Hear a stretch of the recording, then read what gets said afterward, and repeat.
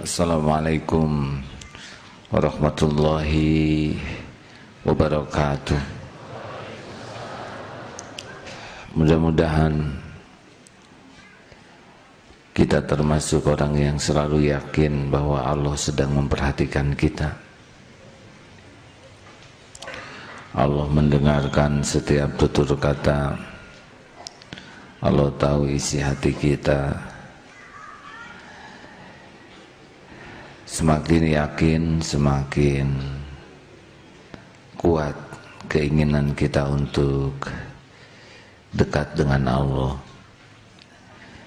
Nikmatnya ibadah, nikmatnya sholat, nikmatnya saum, nikmatnya sedekah hanya akan terasa bagi orang-orang yang sangat senang kepada Allah. Juga kesabaran menghadapi kepahitan, kesabaran menghadapi bertubi-tubinya cobaan. Ini juga hanya bisa bagi orang yang senang cinta kepada Allah. Semakin cinta kepada Allah, semakin menikmati apapun yang Allah sukai. Kita akan coba bahas. Silakan dibaca surat At-Taubah ayat 24. Ustaz Fuad. Ustaz Roni nanti bacakan hadisnya ya. A'udzu billahi minasy syaithanir rajim. Bismillahirrahmanirrahim. Qul in kana aba'ukum wa abna'ukum wa ikhwanukum wa azwajukum wa ashiratukum wa amwalun iqtaraftumuha wa tijaratun takhshawna kasadaha wa masakinu tardawnaha ahabba ilaykum minallahi wa rasulihi wa jihadin fi sabilihi fatarabbasu hatta ya'tiyallahu bi'amrihi wallahu la yahdil qawmal fasikin. Katakanlah, jika bapak-bapakmu, anak-anakmu, saudara-saudaramu, istri-istrimu atau pasanganmu, kaum keluargamu, harta kekayaan yang kalian usahakan, perniagaan yang kalian khawatirkan kerugiannya, dan tempat tinggal kalian lebih yang kalian sukai, lebih kalian cintai daripada mencintai Allah dan Rasulnya dan dari jihad di jalannya, maka tunggulah sampai Allah mendatangkan keputusannya. Dan Allah tidak memberi petunjuk kepada orang-orang yang fasik. Surat At-Taubah ayat 24. Oh, hadis, silakan satu lagi hadisnya dibaca. Yang Imam Bukhari. Salatun. Bismillahirrahmanirrahim. An Anas ibni Malik radhiyallahu ta'ala anhu qala qala Rasulullah sallallahu alaihi wasallam thalathun man kunna fihi wajada halawatal iman ayyakuna Allahu wa rasuluhu ahabba ilaihi mimma siwahuma wa ayyuhibbal mar'a la yuhibbuhu illa lillah wa an yakraha an ya'uda fil kufr kama yakrahu an yukzafa finnar. Dari Anas bin Malik, semoga Allah ridha atas beliau, beliau berkata, Rasulullah sallallahu alaihi wasallam bersabda, ada 3 hal, barang siapa yang 3 hal itu ada padanya, maka ia akan mendapatkan manisnya keimanan. Yang pertama, Allah dan Rasulnya lebih ia cintai daripada selain keduanya. Yang kedua, tidaklah ia mencintai seseorang kecuali karena Allah. Dan yang ketiga, seseorang yang tidak mau kembali ke dalam kekufuran sebagaimana ia benci untuk dilemparkan ke dalam api neraka. Hadis riwayat Imam Al-Bukhari dan Imam Muslim. Ini penting bagi yang ingin merasakan halawatul iman, manisnya iman. Saudaraku sekalian, kita harus periksa nih, siapa sebetulnya yang kita cintai. Cinta itu akan menguasai pikiran dan hatinya. Kalau orang mencintai sesuatu akan dominan.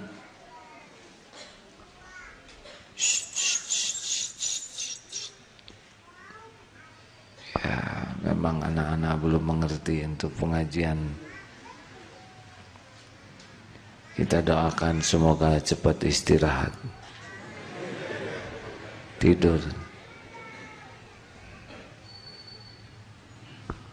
Saya paham, ibunya bingung mau ngaji, ditinggal di rumah dengan siapa. Ya, mudah-mudahan bisa tidur ya. Diberi obat juga boleh ya. Vitamin.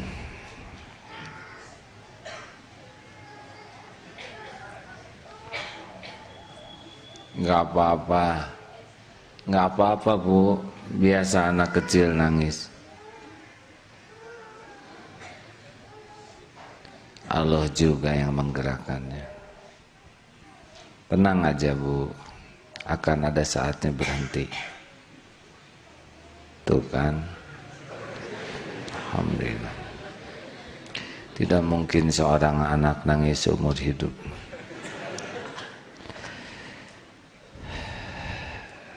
Tidak ada yang lepas dari kekuasaan Allah. Bayi sepenuhnya milik Allah. Siang malam diurus oleh Allah. Ibunya gendong sebentar. Kalau ibunya ngantuk, tidak bisa jaga anaknya. Allah yang menjaganya siang dan malam. Ibu, bapak membersihkan kotoran luarnya saja sudah pusing. Allah membersihkan kotoran yang paling dalam sel-sel sekalipun. Tidak mungkin kita bisa membesarkan bayi, menumbuhkan rambut, menumbuhkan gigi, kuku, kecuali Allah yang menciptakan. Kalau bayi nangis jangan dicubit, Allah melihat. Kalau yang menciptakan, ibu yang nyubit, itu bayi titipan Allah, bukan milik kita. Benar? Harusnya bayi nangis, ibu bagaimana? Tobat ya. Siapa tahu hati kita jengkel, marah, dan walaupun tidak dikomunikasikan, Allah tahu. Sing sabar ya, Bu. Ibu juga dulu bayi. Dan bisa jadi lebih menjengkelkan ya.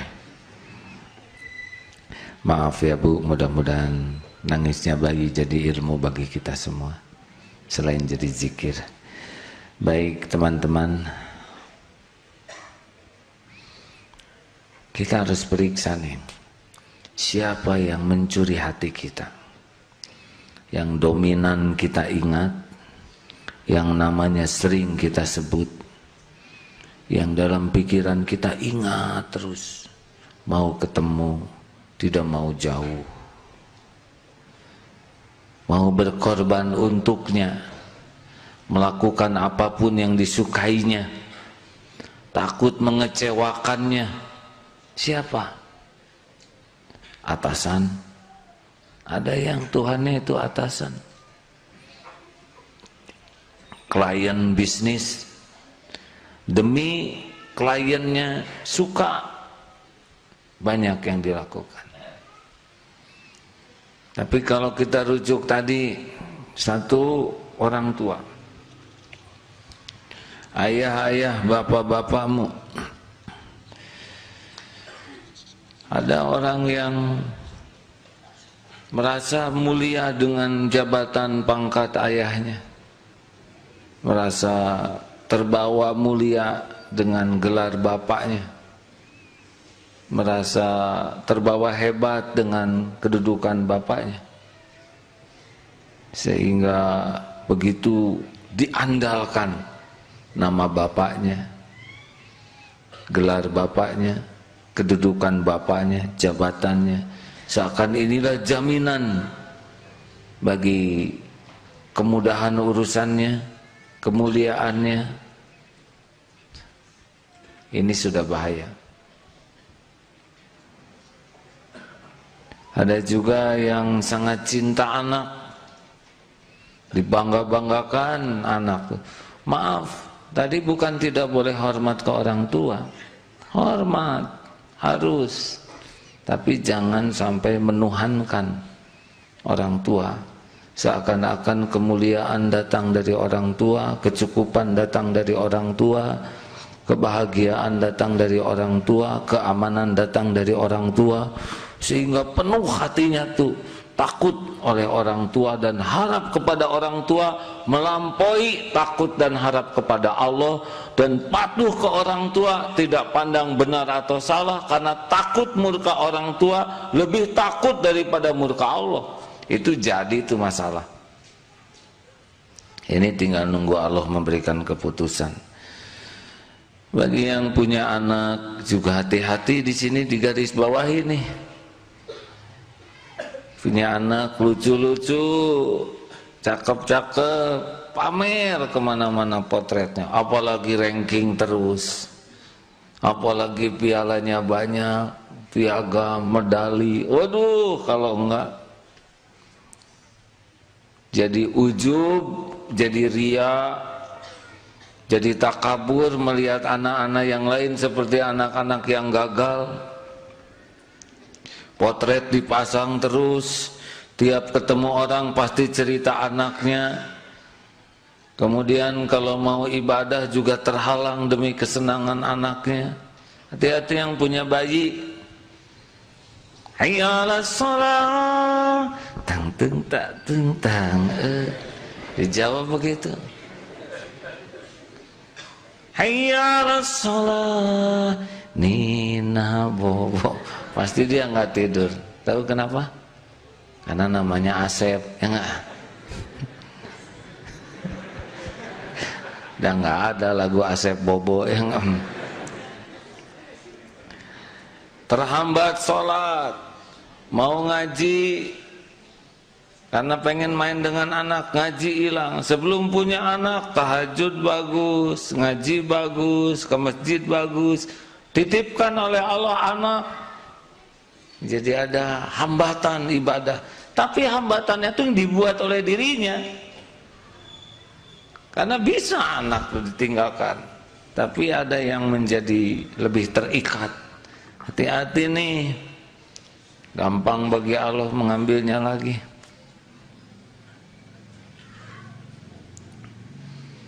Jangan keseringan dipotret, dipasang di mana-mana ya. Kalau mau masang potret anak, boleh tidak di Facebook? Boleh, tidak ada larangan. Tapi periksa hati kita. Jangan keseringan, yang wajar-wajar saja. Kita ingin anak kita dipuji, terus kalau orang muji anak kita jadi gimana? Dan nggak robah ya. Jangan berlebihan. Itu bukan punya kita dan bukan bikinan kita. Kita boro-boro bikin anak, gambar anak juga jadi mirip babon ya. Gimana kalau bikin anak gambaran kita gagal tuh, ngeri. Untung bukan bikinan kita. Kalau bikinan kita mah jamin gagal. Robot aja mikir setengah mati gerakannya kayak gitu. Coba kalau anak kita gerakannya kayak robot, bapak repot.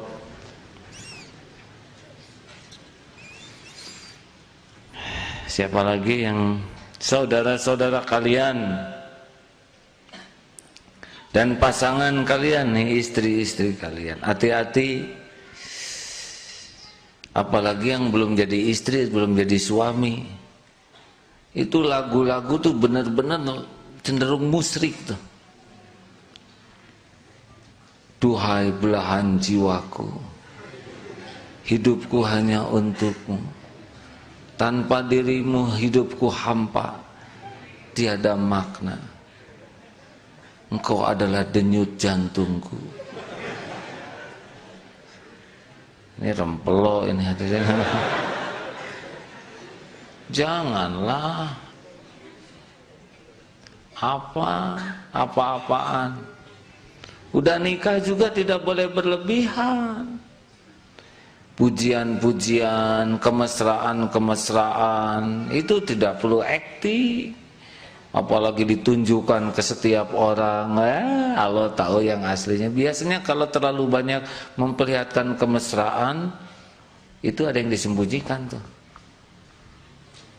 Dan sakinah mah nggak perlu dipamer-pamerin ya. Allah tahu sakinah tuh bukan datang dari rayuan, bukan datang dari pujian, bukan datang dari penampilan, bukan datang dari kosmetik. Sakinah itu datang dari Allah bagi orang yang hatinya bersih. Suami memuji istri tidak lebay ya. Duhai rembulan. Kebetulan istrinya kuliah di apa tuh yang astronomi. Jangan ngehina Pak, saya tahu rembulan kayak apa. Udahlah. Kalau Rasulullah nyebut istrinya Humairah, memang agak kemerah-merahan ya. Dan jangan berlebihan.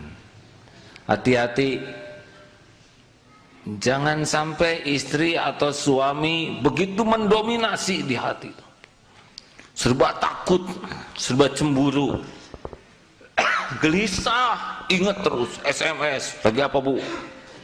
Si istri, Papa di kantor di mana? Di kursi paling depan. Yang di samping siapa yang duduk? Supir. Kan kantornya angkot tadi. Saya dengar ada akhwat ya. Iya jelas Bu, penumpang. Gak nyaman tuh. Pulang ke rumah, mana handphone, periksa. Gak ada bahagianya. Kita punya pasangan bukan untuk mencuri hati. Hati ini untuk Allah. Kalau kita penuhi hati ke Allah, Allah nempatkan makhluk di hati kita dengan pas. Kalau cinta ke Allah artinya mencintai manusia itu sesuai dengan kadar yang Allah sukai. Tidak boleh jadi kalah Allah oleh dia. Ingat Allah jarak dia. Aduh, si neneng lucu naon, neng naon kang. Dan dua nanti sebel nanya wae. Enggak boleh hati itu tegang baca Quran kepotong gara-gara ada telepon dari dia. Udah SMS nggak usah dibalas dulu kalau nggak emergensi ya. Sempurnakan dulu Quran. Sholat kepikiran, tahajud jadi enggak, ke masjid takut kenapa asyik ngambek. Ini siapa ini? Pasangan hidup cuman manusia yang enggak punya apa-apa, enggak memberi rezeki, enggak menyelamatkan, enggak membahagiakan. Allah yang memiliki semuanya. Ya.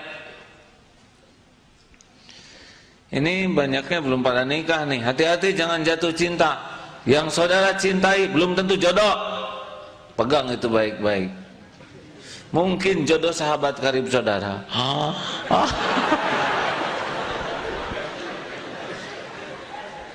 Makanya udah kurangin, tekan terus.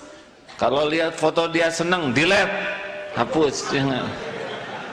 Benar. Mau apa lihat foto? Yang belum jodoh malah jadi dosa. Yang udah ada apa segitu-gitunya wajahnya. Dan fotonya juga nggak asli karena ada kemiringannya beda dengan yang asli kan. Kalau foto di BBM, di Facebook kan diatur ya mana yang kira-kira paling manis. Dan kita sudah sama-sama tahu aslinya. Kita juga sukanya tuh asa gelis dina potret mah. Darah, jangan begitu. Terlalu kekanak-kanakan. Berbahagialah saudara yang gak punya pacar. Pertolongan Allah. Punya pacar tuh boros pulsa, boros waktu, boros biaya, dan boros dosa. Putuskan malam ini juga. Dia ikut ke sini. Nah, ini serius hadirin, kalau mau tauhidnya bagus tekan. Komunikasi tekan. Sampai ke titik tidak mendominasi hati. Udahlah, nggak akan kemana-mana dah jodoh. Memangnya Allah harus kepaksa menikahkan karena udah cinta gitu? Enggak. Dan nggak bahagia. Nggak bahagia. Para suami, jangan terlalu cinta sama istrinya ya. Kadarnya pas aja. Kadar yang dibenarkan oleh syar'i, sehingga nggak banyak kepikiran siang dan malam, nggak masuk ke dalam sholat, nggak masuk ke dalam zikir, nggak jadi ngerusak hubungan dengan Allah, nggak sampai menghambat jihad perjuangan di jalan Allah. Para istri, nah, suami cuma manusia aja, bukan segala-galanya ya. Kalau makin cinta melampaui kadar pasti nggak bahagia. Sensitif, banyak tersinggung, banyak jengkel, banyak marah, banyak curiga. Nggak ada bahagianya. Cuman sayang aja nggak jujur. Tekan aja ke kadar minimal. Penuhi hatinya, jangan ingat Allah. Ingat dia, segera dominasi ingat Allah ya. Ya kita mah nggak bisa ngurus, nggak bisa ngebolak-balik hati lagi. Saya baru baca tulisan dari Entang SMS. Ada seorang suaminya tunanetra, istrinya awas, tapi dandan di rumah tuh, penampilan yang bagus, padahal suaminya nggak bisa lihat. Kenapa kamu mau dandan? Kan suamimu nggak lihat, tapi kan Allah lihat. Mudah-mudahan Allah senang kepada saya. Nanti Allah yang menjelaskan ke suami saya. Dahlah, jangan nyari cinta suami, cinta Allah. Ini harus dilatih ya. Kalau enggak, habis waktu ibadah kita oleh pasangan hidup yang sebetulnya kita juga nggak bahagia, gelisah, nggak nyaman. Karena nggak akan nyaman ketika hati ini didominasi oleh selain Allah. Coba hati didominasi oleh anak, anak sakit tegang, karena Allahnya nggak ada. Seakan anak dimiliki kita yang nggak bisa. Anak itu ciptaan Allah. Kita berobat, kita jaga, tapi harus libatkan Allah pemilik dan penguasanya. Jangan seperti nggak ada Allah itu.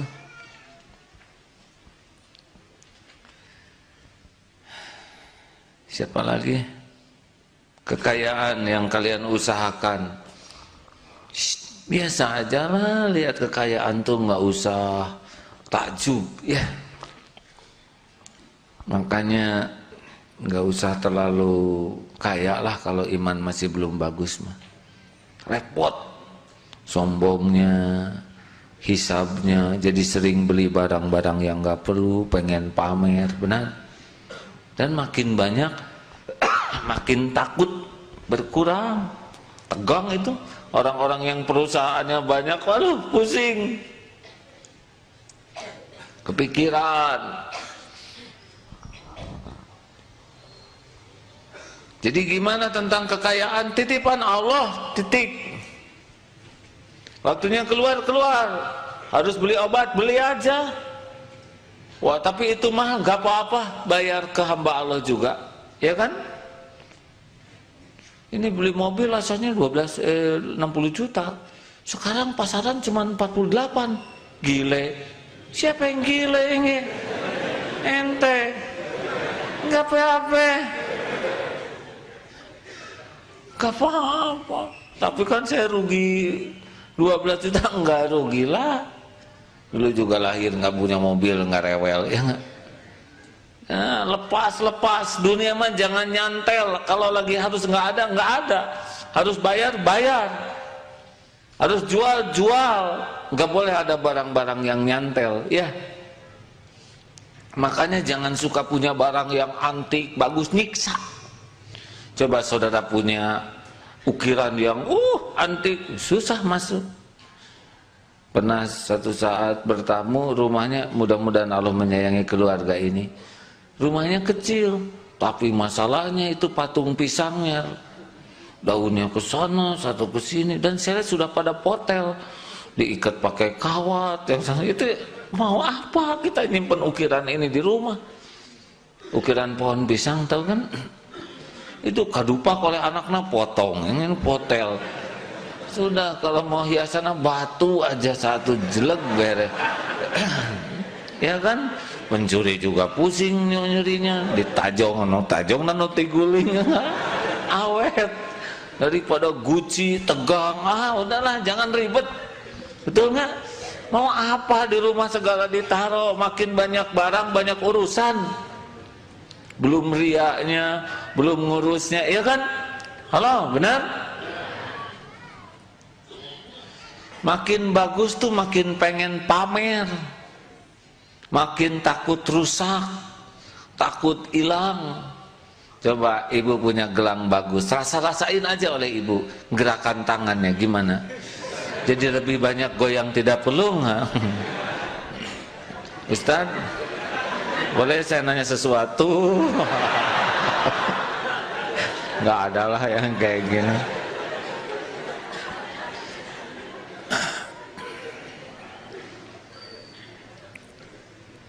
Kalau punya gelang yang apa-apa, itu biasa aja lah, ya.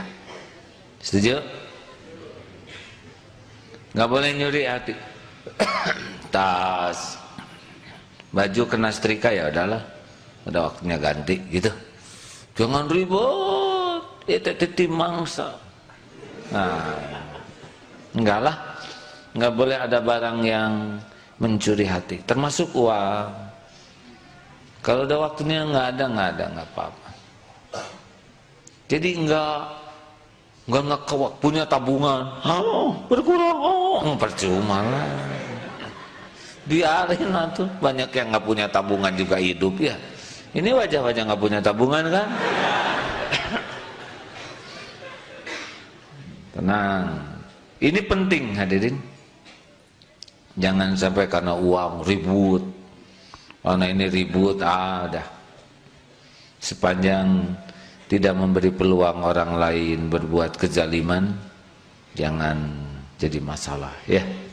Entengkan aja. Apalagi Ustaz, bisnis.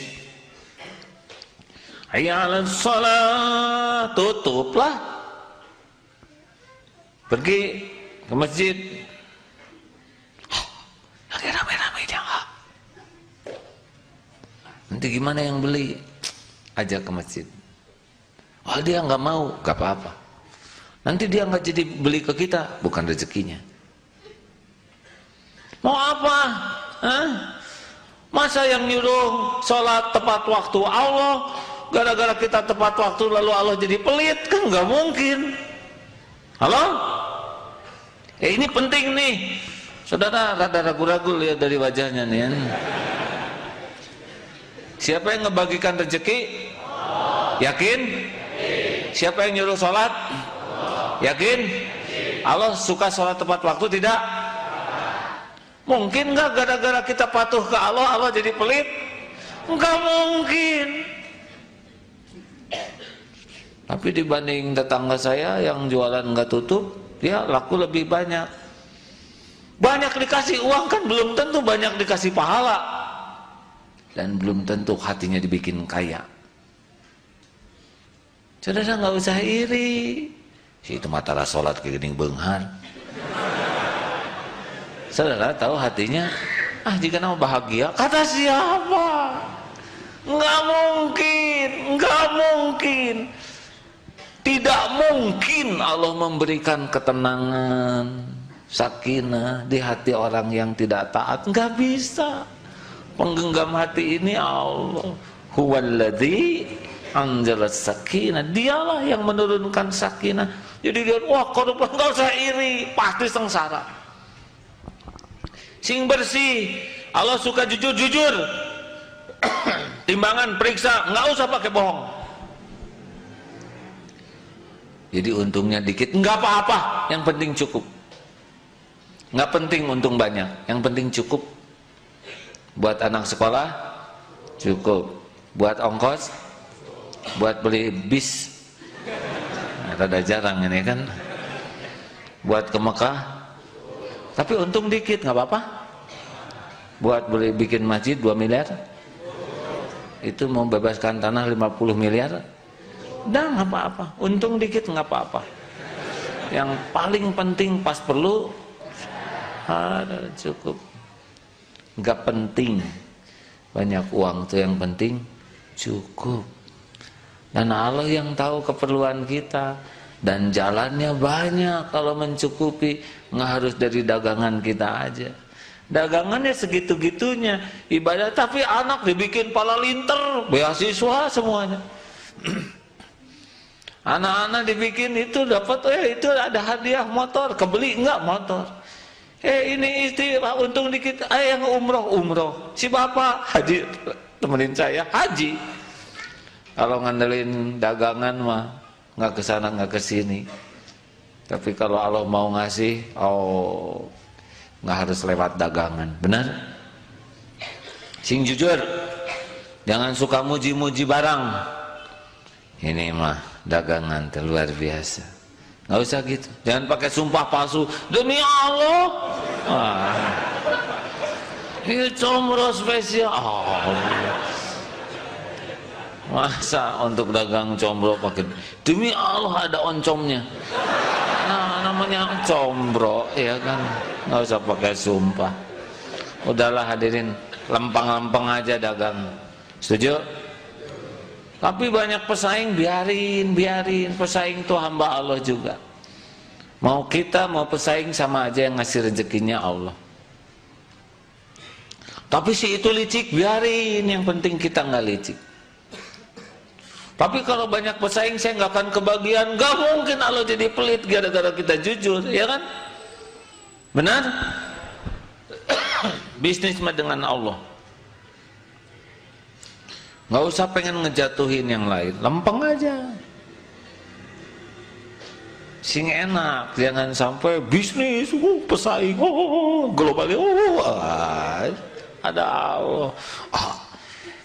Bensin mau naik, tenang. Dari dulu juga naik tuh marah-nawat, ya kan? Sukan tiap naik bensin 2 juta meninggal, enggak kan? Benar? harga barang-barang naik, nggak apa-apa, udah rezeki mah dari Allah. Dan dari dulu juga nggak naik, nggak kebeli ya kan. Apalagi naik, tenang, nanti banyak yang ulang tahun ya.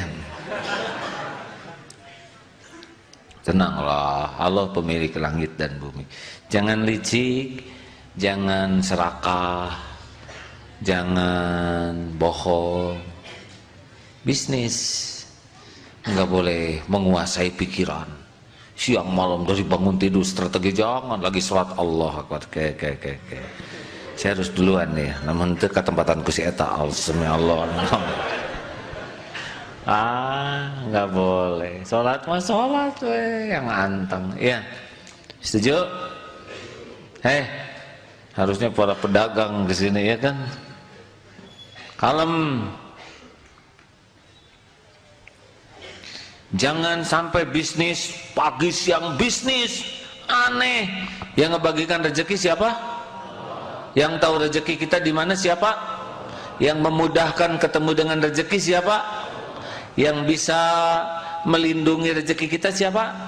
Kenapa lebih banyak mikirin rezekinya daripada mikirin Allahnya? Harusnya ingat rezeki langsung nyantel ke yang punyanya. Ya anak juga gitu, mak minta uang gitu. Pengen permen ingat emak ya nggak? Iya kan? Pengen balon, yang balon. Itu benar itu. Karena ilmunya segitu, kenapa kita pengen itu, pengen ini, nggak ingat Allah? Sedangkan Allah pemiliknya dan tak akan terjadi tanpa izin Allah. Kalau sibuk ingat uang, nggak ingat Allah, gelisah. Sibuk ingat hutang, nggak ingat Allah, gelisah. Ini wajah-wajah gelisah ya kan? Benar? Mau pensiun stres pasti kurang ingat ke Allah tuh, ingatnya ke gaji. Teruskan. Bisnis itu ibadah. Ya. Bisnis itu untuk taat ke Allah, bisnis itu untuk taat ke Rasul, bisnis itu untuk jihad. Insya Allah tenang. Terus tempat tinggal. Ini coba. Tapi wajah saudara wajah kontraktor nih. Sebagian besar masih muda. Nanti kalau bikin rumah ya, kalau mau beli motor, beli mobil, coba pikir dalam-dalam. Ini dibikin rumah teh buat siapa? Kita sering mendesain rumah tuh untuk dipuji orang. Padahal kita mati-matian cicilannya tuh. Dan kalau orang muji rumah kita yang kata kita bagus, antik, dah nggak pernah nyumbang itu. Sugan kalau aduh rumah kamu bagus 1 juta sok. Nah tetap kita aja yang nyicil ya. Beli motor udah sebagus, motor kamu keren, habis tetap kita ngahulang bensinnya. Jadi kalau mau bikin rumah jangan mikirkan penilaian orang. Ini rumah sesuai kemampuan, sesuai keperluan atau tidak. Enggak harus kita bangun tipe kerajaan. Tapi karena uang terbatas jadi hanya pilarnya aja kan nggak puguh. Kita camping di bawah itu dengan anak-anak. Bukan harus jelek hadirin ya, tapi proporsional. Rasulullah nggak punya istana. Rasulullah nggak punya singgasana, Rasulullah nggak pakai mahkota, Rasulullah tidak bertabur tanda jasa, nggak kurang tuh kemuliaannya ya. Mungkin kalau kita mah, kalau ada rada nggak kuat sesederhana Rasul ya, tapi minimal kalau model nggak ada jangan maksa-maksain diri. Nyewa rumah bagus, abot. Dan kita kalau punya rumah tuh cenderung untuk ria. Saudara tinggal di mana? Cipaganti. Kan kebayangnya jalan Cipaganti. Kenapa nyebut Cipaganti? Kan Gang Mauneh gitu, tapi enggak tuh. Cipagantinya dulu. Saudara tinggal di mana? Jakarta, Pondok Indah. Tapi dari penampilan orang udah nggak yakin nih.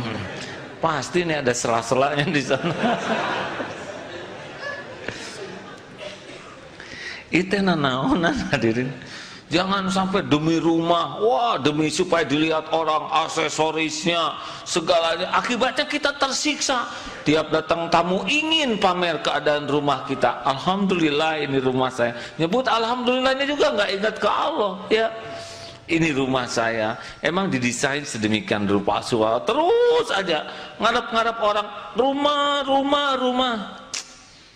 Dikasih 7 skala Richter aja oleh Allah, ketimbun. Janganlah biasanya sesuai keperluan, sesuai kemampuan. Lebih enak gitu. Setuju? Halo? Ya, begitulah. Mulailah dunia ini jangan mendominasi. Penilaian orang juga jangan sampai mendominasi sehingga malu, minder, apa adanya. Hadirin, baru itu tuh. Jadi gimana nih kalau ingin cinta Allah? Cobalah periksa siapa yang lebih banyak diingat. Usahakan sekarang pakai ilmu bungkus. Ingat sesuatu, cepat bungkus serahkan ke Allah, ya kan? Ini Allah kan maha dekat, Allah maha mendengar. Jadi di kamar itu dengan Allah, di jalan. Sebetulnya lebih enakan sendirian di kamar tuh, ya. Coba kalau di kamar sendirian bisa ke Allahnya tuh lebih asik gitu, ya Allah. Wahai yang maha menatap, Engkau pasti sedang menatap. Wahai yang maha mendengar, terima kasih ya Allah. Semuanya karunia darimu.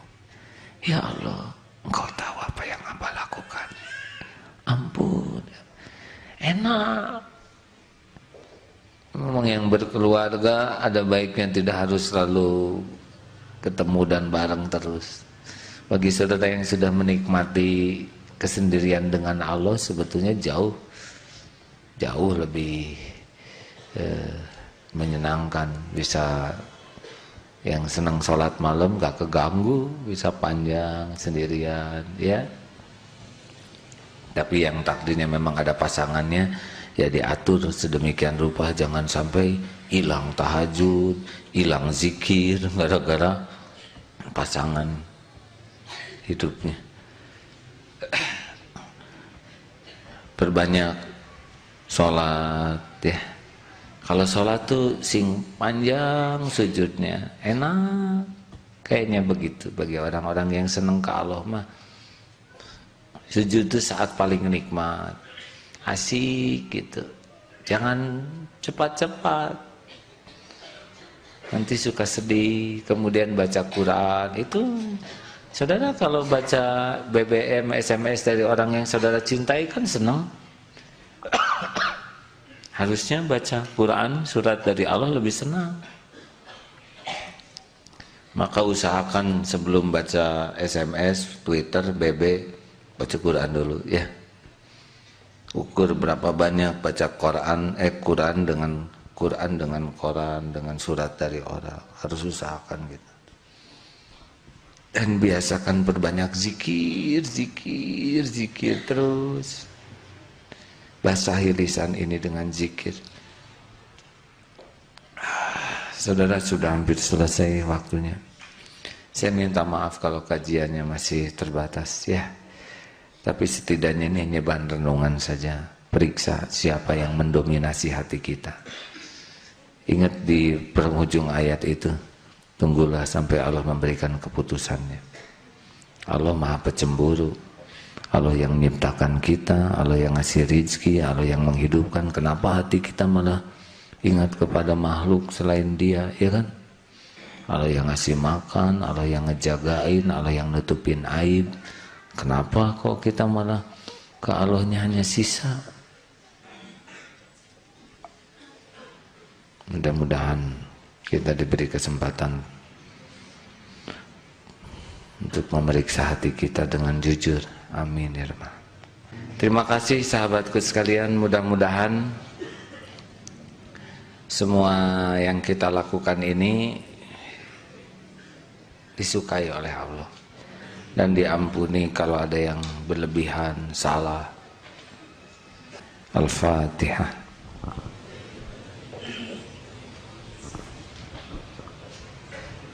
Bismillahirrahmanirrahim. Alhamdulillahi Rabbil Alamin, Ar-Rahmanir-Rahim, Maliki Yawmiddin, Iyyaka na'budu wa iyyaka nasta'in, Ihdinas siratal mustaqim, Siratal ladzina an'amta 'alaihim ghairil maghdubi 'alaihim waladdallin. Hadirin, Allah Maha dekat. Wa huwa ma'akum aynama kuntum. Dan Dia bersamamu dimanapun kamu berada. Wallahu khabirum bima ta'malun. Allah Maha mengetahui apapun yang engkau lakukan. Allah Maha tahu isi hati kita. Wa huwa alimun bidatis sudur. Dan Dia mengetahui apa yang ada di dalam hati. Tidak ada satu saat pun kita luput dari pengawasan Allah. Kita tidak pernah sendirian sama sekali sepanjang hidup kita. Allah lah yang mencukupi. Allah yang memperhatikan. Siapa lagi yang mengurus tubuh ini selain Dia? Tentu saja Allah tahu apapun maksiat yang kita buat.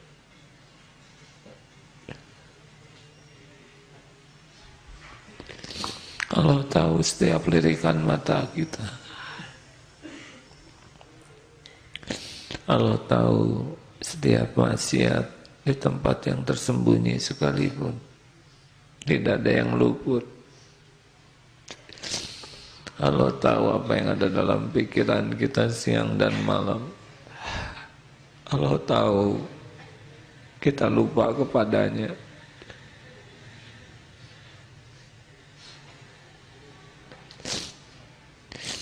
Kita lebih sibuk mencari pujian manusia daripada pujiannya. Allah tahu kita lebih takut kehilangan cinta manusia daripada takut kehilangan cintanya. Allah tahu kita sering berusaha agar disukai orang, tapi tidak peduli disukai Allah atau tidak. Tapi Allah Maha baik. Kita dibimbing untuk terus dapat ilmu, dikumpulkan dengan orang-orang yang berusaha dekat dengannya.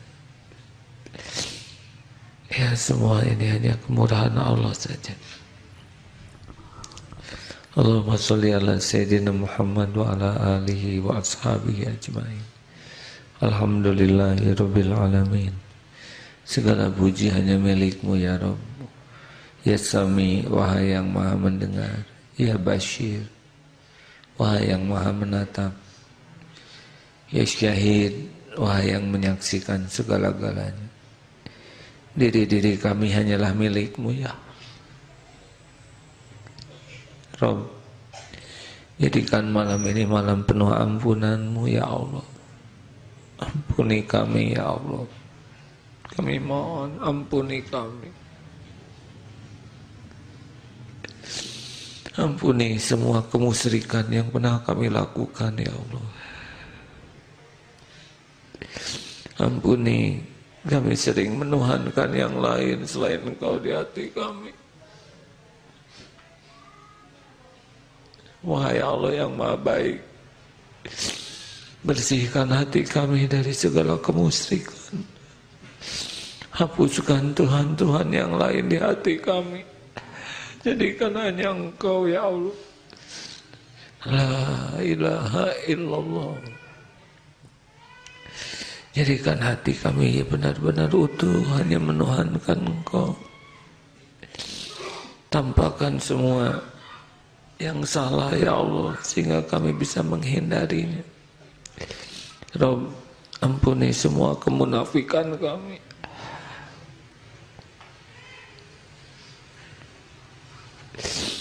Engkau tahu semua kemunafikan, kebohongan kami. Ya Allah, ampuni semua kefasikan kami. Ampuni ya Rabb semua kebusukan hidup yang pernah kami lakukan. Sekelam apapun, sekotor apapun tubuh kami. Allahumma inna nas'aluka taubatan nasuha wa taubatan qoblal maut rahmatan indal maut wa maghfiratan ba'dal maut.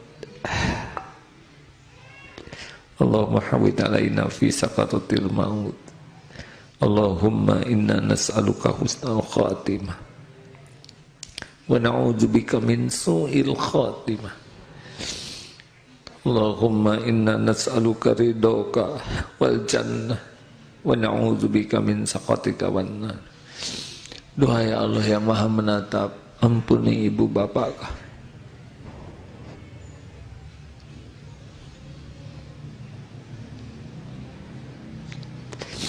Allahumma ighfir lana wa liwalidina warhamhum kama rabbawna shighara. Sayangi orang tua kami, berkahi sisa umurnya, jadikan husnul khotimah akhir hayatnya, jadikan ahli surgamu ya Allah.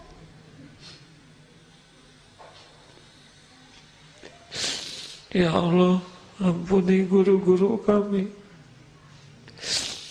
hamba-hambamu yang berusaha membimbing kami mengenalmu, mencintaimu. Berkahi semua ilmunya ya Allah. Selamatkan keluarga dan keturunannya. Ya Allah, Rabbana hab lana min azwajina wa dzurriyyatina qurrata a'yun waj'alna lil muttaqina imama. Karuniakan kepada kami pasangan hidup yang membuat kami semakin cinta padamu, keturunan yang penuh cinta padamu ya Allah. Wahai Allah yang Maha Agung, jadikan saat ini saat mustajab doa ya Rabb. Mudah bagimu mengabulkan apapun.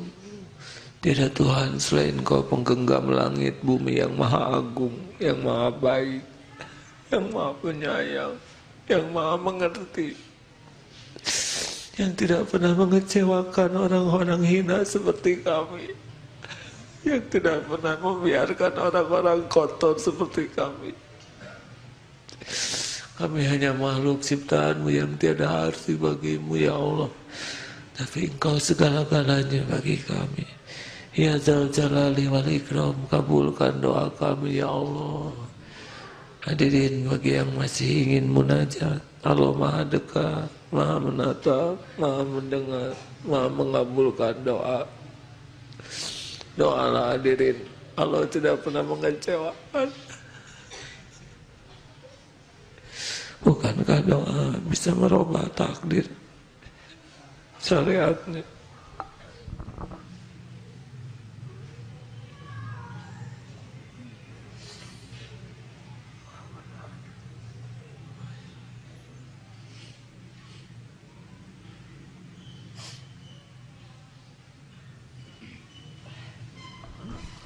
Amin ya Allah. Kuatkan iman yang masih lemah ya Rabb. Luruskan yang menyimpang, teguhkan yang rapuh. Ya Allah, bukakan kesembuhan bagi yang sakit lahir wal batin, rezeki yang halal barokah, pekerjaan yang berkah ya Rabb, kehidupan yang berkah. Undang jamaah ini ke Baitullah ya Allah.